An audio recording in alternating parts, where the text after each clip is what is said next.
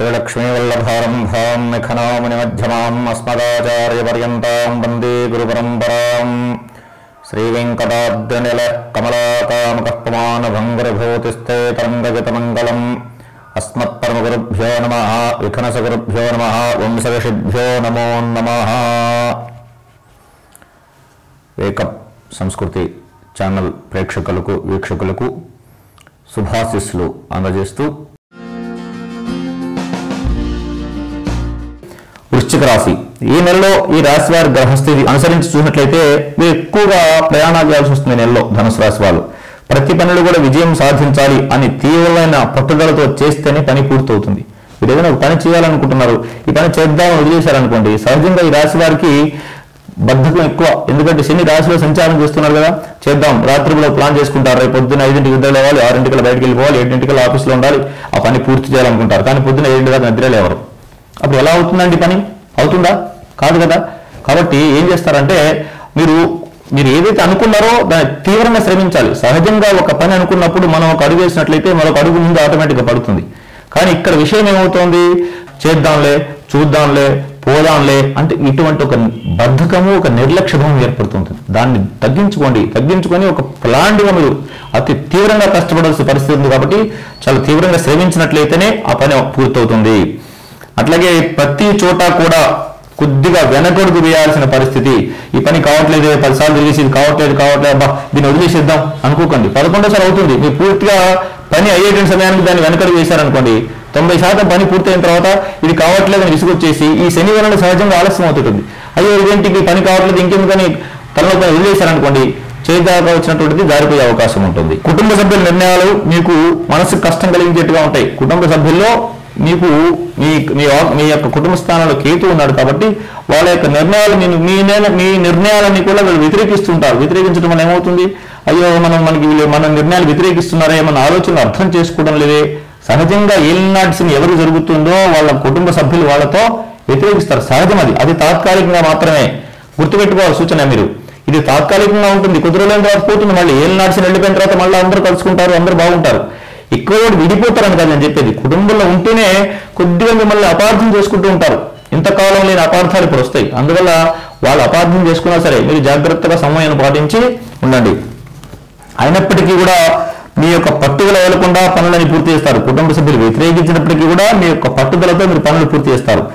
సమయానుకూలంగా మీరు మార్పులు చేర్పులు చేసుకుంటూ పనిలో విజయం సాధిస్తారు.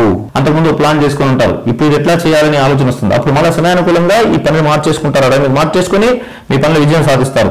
మానసికంగా చాలా దృఢంగా వ్యవహరిస్తారు, గట్టిగా ఉంటారు. మీరు ఒక నిర్ణయం తీసుకున్నారు, ఇప్పటిదాకా చెప్పాను కదా, కుటుంబ సభ్యులు వ్యతిరేకించారు, సొసైటీలో స్నేహితులు వ్యతిరేకించారు, ఆఫీసులో ఉద్యోగులు వ్యతిరేకించారు, వ్యాపార రంగంలో మీ పార్ట్నర్స్ వ్యతిరేకించారు. అయినప్పటికీ కూడా స్టాండర్డ్గా ఇలాగే చేస్తానని చెప్పేసి దృఢంగా వ్యవహరిస్తారు. అన్ని విషయాల్లో అంటే కుటుంబ విషయంలో, ఉద్యోగ విషయంలో, రాజకీయ వ్యాపార వ్యవహారాల్లో ఉన్న వారందరూ కూడా మీ యొక్క నేర్పుతో చాకచక్యంగా ప్రవర్తిస్తూ చక్కటి మంచి ఫలితాలు. అంటే నేను చెప్పేది ఏంటంటే మీ యొక్క దృఢత్వాన్ని, మీ యొక్క మనస్సుని స్థిరీకరణ చేసుకోండి, మీ యొక్క మనసుని స్థిరంగా ఉంచండి, చక్కటి ఫలితాలు సాధిస్తారు. మంచి పేరు ప్రతిష్టలు కూడా వస్తాయి.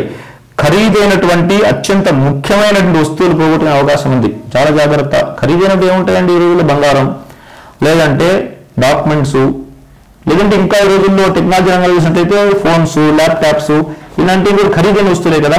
ఇటువంటివన్నీ కూడా మీరు ఎక్కడో మర్చిపోవడమో, లేదా మీరు పెట్టినప్పుడు ఎవరో తీయడమో, లేదా ఏదైనా జరుగుతుంది. లేదా డబ్బులు కూడా ఉండొచ్చు, అందులో ఏదైనా ఉండొచ్చు. కాబట్టి ఖరీదైన వస్తువుల విషయంలో చాలా జాగ్రత్తగా వ్యవహరించండి. మీరు కనుక భద్రపరచుకొని జాగ్రత్తగా పెట్టుకోండి. నిజంగా భద్రపరచుకుంటే ఎలాగో ఎవరు తీయలేరు. కానీ మీకున్నటువంటి బద్ధకం వలన, నిర్లక్ష్యం వలన, ఏం కాదులేన ధోరణి వలన మీకు ఇది రాబోతుంది. కాబట్టి భద్రపరచుకోండి. మీ యొక్క బంధువులు, స్నేహితులు కూడా ఇబ్బంది పెట్టే అవకాశం ఉంది. కాబట్టి చాలా జాగ్రత్తగా ఉండండి. అట్లాగే మీరు ఈ నెలలో ఎక్కువగా దైవ సంబంధమైనటువంటి కార్యక్రమాల్లో పాల్గొంటారు. పూజలు కానీ, హోమాలు కానీ, జపాలు కానీ, లేదా అభిషేకం కానీ, అర్చన కానీ, దైవ సందర్శనం కానీ, పుణ్యక్షేత్రం వెళ్ళడం కానీ, వీటన్నింటినీ కూడా దైవ సంబంధ కార్యక్రమాల్లో ఎక్కువగా పాల్గొంటారు. విద్యార్థులు ఎవరైతే ఉన్నారో ఈ రాశి వారు తప్పనిసరిగా అత్యధిక శ్రమ చేయవలసిందే. కానీ సరైన సమయానికి బాగా చదువుకుంటారు. ఎగ్జామ్ రాసే టైంకి అది గుర్తుకురాదు. కాబట్టి మీరు ఏం చేయాలి? బాగా హార్డ్ వర్క్ చేయండి. హెవీ అంటే మీరు 100% హార్డ్ వర్క్ చేయాలనుకోండి, 200% చేయండి. అప్పుడు మాత్రమే మీ యొక్క విద్యలో మీరు ఖచ్చితంగా విజయాన్ని సాధిస్తారు. విజయం సాధించడం వేరు, అత్యంత అద్భుతమైన విజయం సాధించడం వేరు. ఏ రంగంలో అయినా, ఏ విషయంలో అయినా. ఇప్పుడు 60% స్టూడెంట్ ఉన్నాడు, 80% స్టూడెంట్ ఉన్నారు, 90% స్టూడెంట్ ఉన్నారు. ఎవరు గొప్ప ఇందులో? అందరూ స్టూడెంట్సే. 90% అక్కడ బ్రిలియంట్ అంటారు. అంటే 60%తో పాస్ కావడం గొప్పనా, 90%తో పాస్ కావడం గొప్పనా? కాబట్టి 90% సాధించడానికి మీరు ప్రయత్నం చేయండి, తప్పనిసరిగా సాధిస్తారు. బద్ధకం ఉంటుంది కొద్దిగా రాశులు శని సంచారం వల్ల. మాటిమాటికి విషయం చెప్తున్నా, ఎందుకంటే విద్యార్థులకు భవిష్యత్తు చాలా ముఖ్యం. కాబట్టి మీరు చక్కగా నిత్యం ఆంజనేయ స్వామి ప్రదర్శనలు చేయండి. బద్ధకం అదంతా ఎగిరిపోతుంది, ఇంకేం ఉండదు. అత్యంత తీవ్రంగా మాత్రమే మంచి విజయం వస్తుంది. ఏదైనా మంచి ఉద్యోగంలోకి మారాలని ఆలోచనలు వస్తాయి. ఈ ఉద్యోగంలో అనిపిస్తుంది, ఉద్యోగం చేసి వేరే ఉద్యోగంలోకి వెళ్ళిపోదాం అనుకుంటారు. వెళ్ళకండి, దయచేసి ఆ పని ప్రయత్నం చేయకండి. అయితే వ్యాపారంలో ఉన్నారు, ఈ వ్యాపారంలో వద్దు, ఏ వ్యాపారంలో దిగుదాం, అందులో ఏదో లాభాలు వస్తాయి అనుకుంటారు, రాదు. అట్లాగే ఉద్యోగ రంగంలో ఉన్న వాళ్ళు ఈ కంపెనీ వద్దు, ఆ కంపెనీలో పోదాం అనుకుంటారు, పోకండి. పోయినట్లయితే అక్కడ ఇంకా మోసపోతారు, అక్కడ ఇంకా హెవీ వర్క్ వస్తుంటుంది, లోడ్ ఎక్కువ పెరుగుతుంది, వర్క్ లోడ్ ఎక్కువ పెరుగుతుంది, శాలరీ తక్కువ ఉంటుంది. వ్యాపార రంగంలో వాళ్ళు ఇంకో వ్యాపారంలోకి వెళ్ళారనుకోండి, అదేదో బాగుందని చెప్పేసి దూరపు కొండలు నిలుపుంటారు కదా, దూరంగా చూస్తే కొండలు నున్నగా ఇలా కనపడతాయి, దగ్గరకు పోతే అన్ని చెట్లు చాములు అన్ని రాళ్ళు రప్పలు ఉంటాయి.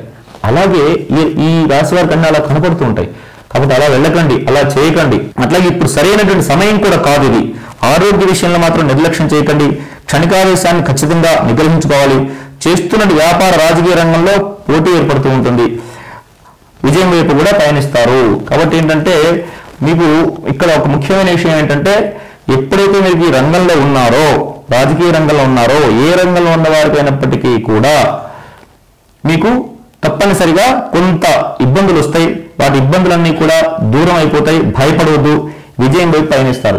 మీరు ఏం చేస్తారంటే, దగ్గరలో మాస శివరాత్రి ఉంది. మాస శివరాత్రిలో మీకు దగ్గరగా ఉన్నటువంటి దేవాలయానికి వెళ్ళి ఆ మాస శివరాత్రి రోజున బిల్వలతో అర్చన చేయించుకోండి, బిల్వపత్రములతో అర్చన చేయించుకోండి.